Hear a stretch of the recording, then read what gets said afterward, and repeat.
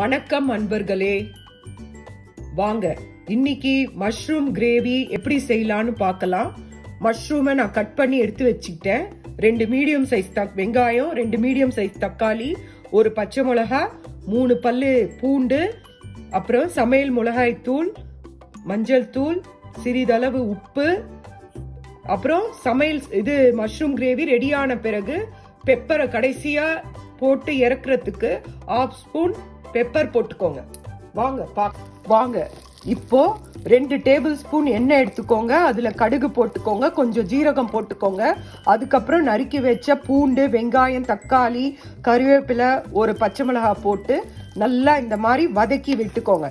வதக்கி விட்ட உடனே கட் பண்ண இந்த மஷ்ரூமை இதுல அப்படியே கொட்டிக்கோங்க. கொட்டிட்டு இதை நல்லா கிளறி விடுங்க. கிளறி விட்டுட்டு இதுல இருந்து வாட்டர் வரும். அந்த வாட்டரே போதுமானது. அப்படி வாட்டர் இல்லைன்னா நான் நல்லா பிழிஞ்சு வச்சிருக்கேன். வாட்டர் இல்லைன்னா நான் ஒரு 1/2 கிளாஸ் வாட்டர் விடுவேன்.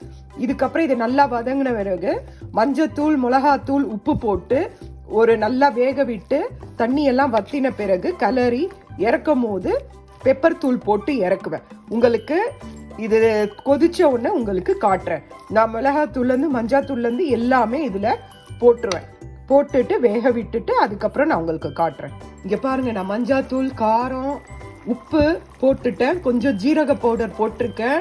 அதுக்கப்புறமா நான் ஒரு 1/2 கிளாஸ் வாட்டர் விட்டுருக்கேன். 3/4 டம்ளர் பெரிய டம்ளரில் 1/2 விட்டுருக்கேன். இது நல்லா கொதிச்சு நல்லா கிரேவியானா சூப்பரா இருக்கும். நல்லா திக்கான உடனே மிளகை போட்டு இறக்கிட்டு கொத்தமல்லி இருந்தா கொத்தமல்லி தூவி இறக்குங்க.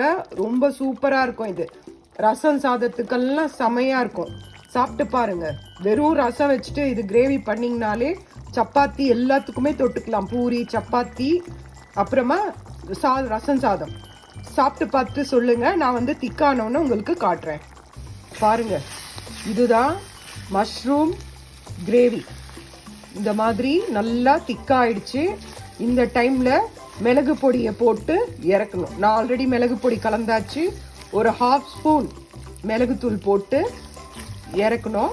உங்களுக்கு இது ஓகேனா இதோட நிறுத்திடுங்க.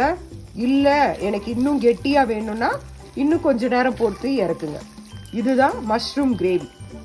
இதை சாப்பிட்டு பார்த்துட்டு கமெண்ட்ல சொல்லுங்க.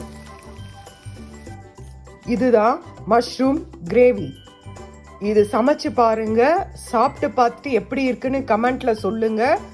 சூப்பரா இருக்கும். லைக் பண்ணுங்க, சப்ஸ்கிரைப் பண்ணுங்க.